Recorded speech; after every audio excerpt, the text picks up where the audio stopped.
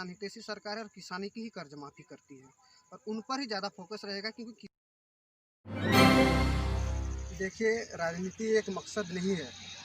मैंने युवा किसानों के लिए ही काम करती है। तो इसके पहले आपके परिवार में कौन से पार्टी को वोट देते? सरकार थी, क्या उस समय 300 का बोनस देने वाली थी? 3 साल उसने बोनस क्यों नहीं दिया? वो सिर्फ हमारे जो कांग्रेस की घोषणा पत्र है उसको कॉपी मारने आता है। कॉपी तो मार लेंगे, क्या भूपेश बघेल की जैसे भरोसा कर पाएंगे? उनका घोषणा नहीं, एक जुमला पत्र है। तो बीजेपी के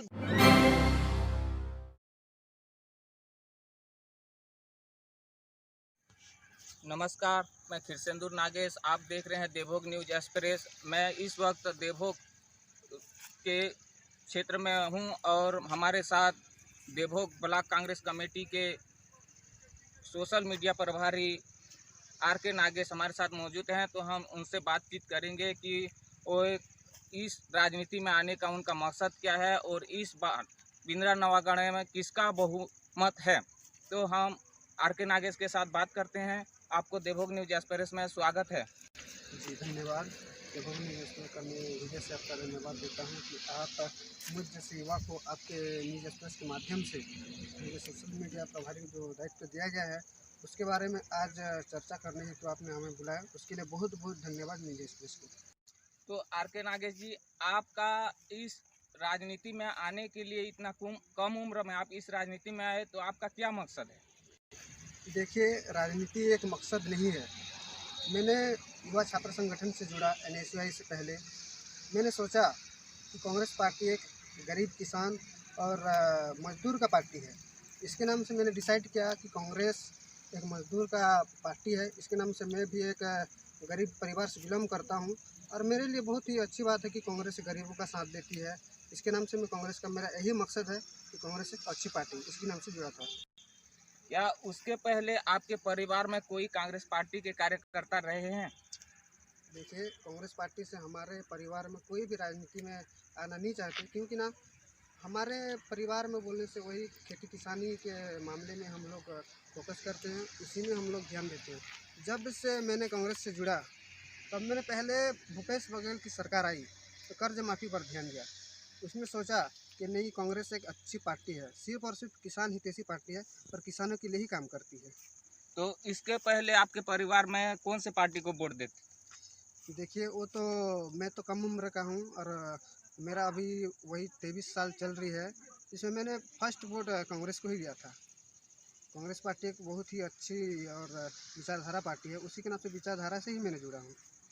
तो चलो, हम उनके जीवन शैली में जो जीवन परिचय है उनको दिए। अब हम राजनीति को लेकर कुछ बातचीत करेंगे कि बीजेपी की घोषणा पत्र में आपका क्या राय है? देखिए बीजेपी का घोषणा पत्र नहीं है, वो एक जुमला पत्र है। आपने देखा 15 साल तक रमन सिंह सरकार थी, क्या उस समय 300 का बोनस देने वाली थी? 3 साल उसने बोनस क्यों नहीं दिया? वो सिर्फ हमारे जो कांग्रेस की घोषणा पत्र है उसको कॉपी मारने आता है। कॉपी तो मार लेंगे, क्या भूपेश बघेल की जैसे भरोसा कर पाएंगे? उनका घोषणा नहीं, एक जुमला पत्र है। तो बीजेपी के घोषणा पत्र में आपको कौन सा ऐसा लगा कि वो कॉपी किया है? देखिए उन्होंने कहा कि 500 में गैस सिलेंडर दूंगा। 15 साल कहाँ सोए थे? 15 साल में आपने क्यों गैस सिलेंडर बढ़ाई रखी? 1200 से 1500 तक बीच में रखा आपने। केंद्र सरकार ने कहा कि हम उतना कम नहीं कर सकते, फिर आपको क्या आन पड़ी कि छत्तीसगढ़ में आपको 500 करना पड़ा? क्या आप जानते हैं कि ये सिर्फ और सिर्फ किसानों की सरकार है? यहाँ बीजेपी की सरकार नहीं आने वाली है। बीजेपी सरकार सिर्फ अंडानी की सरकार है, यहाँ भाजपा की सरकार नहीं। जब से किसान हितैषी भूपेश सरकार आई है तो किसानों ने माना, पर प्रदेश के किसानों ने माना कि यही सिर्फ और किसान की सरकार है जो हमने 2500 के धान समर्थन मूल्य में खरीदा। तो आपके सरकार भी छत्तीसगढ़ राज्य में 5 साल कार्य किया, तो उस समय आपकी सरकार ने भी गैस पर कोई सब्सिडी नहीं दी, लेकिन इस बार आपके सरकार ने गैस सिलेंडर पर सब्सिडी की बात कही है, तो एक आपका कॉपी नहीं है क्या? देखिए हमारी सरकार सिर्फ और सिर्फ बोलती है और करती है। 500 देखिए, आप देखिए पड़ोसी राज्य में भी देखिए भाजपा की सरकार है, उसमें आप वहाँ क्यों 500 नहीं किए? वहाँ क्यों आपने 1000 से 1200 गैस सिलेंडर में रखा है? फिर ये सिर्फ और सिर्फ जुमलाबाजी है, किसानों को मोहित करने वाली है। वो बोलती है 500 में दूंगा, 500 में पहले क्यों नहीं दिया आपने? 500 में देना था, फिर बाद में बोलना था। किसान समझ चुके हैं, आपको बातों में नहीं आने वाली है, सब समझ चुके हैं, ये सिर्फ और जुमला ही जुमला है। एक घोषणा पत्र को लेकर हमारी बातचीत था। अभी भागीरथी माझी बिंद्रा नवागढ़ से भागीरथी माझी ने भाजपा को छोड़ करके आम आदमी पार्टी में शामिल हुए थे।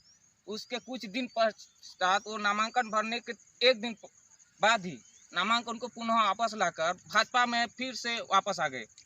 उससे भाजपा और कांग्रेस में सबसे ज़्यादा फायदा आम आदमी का वोट सबसे ज़्यादा कौन सी पार्टी को मिलने वाली है? देखिए, आम आदमी पार्टी के बारे में तो मैं हमारे क्षेत्र में उतना नहीं है। देखिए, भाजपा के जो नेता गए थे भागीरथी माझी जी, वो जानते हैं, सब जानते हैं कि हमारे इधर भाजपा के नेता लोग भरोसा नहीं है। देखिए, आम आदमी पार्टी में गए हो, उनको विधायक का दावेदारी भी दिया गया, नामांकन में पहुँचे थे, लेकिन क्या है, ये लोग सिर्फ और सिर्फ लोगों को ठगने का काम करते हैं।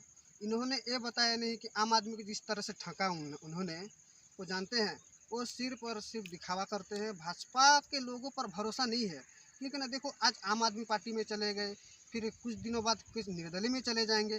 इन्हीं का ऐसा ही चलता रहता है। इन पर भरोसा पर उठ गई है, भाजपा पर भरोसा नहीं है।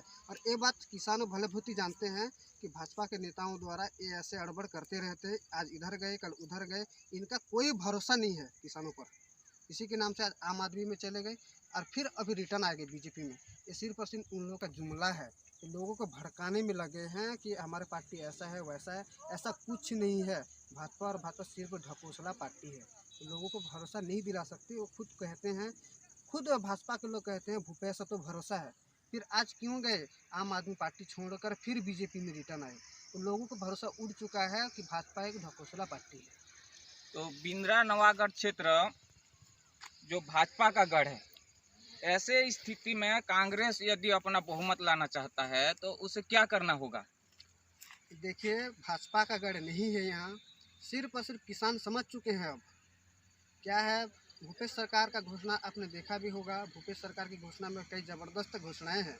उन्होंने कहा, पिछले जिस तरह से हमने सरकार बनते ही 24 घंटा में कर्जा माफ़ करेंगे, फिर हमारा घोषणा वही रहा कि फिर अब भी हम सरकार बनते ही हमारा घोषणा में वही रहेगा कि किसानों का कर्ज माफ़। सिर्फ भाजपा सरकार बड़े अमीरों का और सिर्फ उद्योगपतियों का कर्ज माफ़ करती है। हमारी कांग्रेस की सरकार सिर्फ और किसान हितैषी सरकार है और किसानी की ही कर्ज माफ़ी करती है, और उन पर ही ज़्यादा फोकस रहेगा, क्योंकि किसान का सरकार है, वो किसी अंडानी अंबानी की सरकार नहीं है इसमें। चलिए, हम अभी बात किए आर.के. नागेश के साथ। आप देख रहे थे देवभोग न्यूज एक्सप्रेस। तब तक के लिए बने रहिए। धन्यवाद।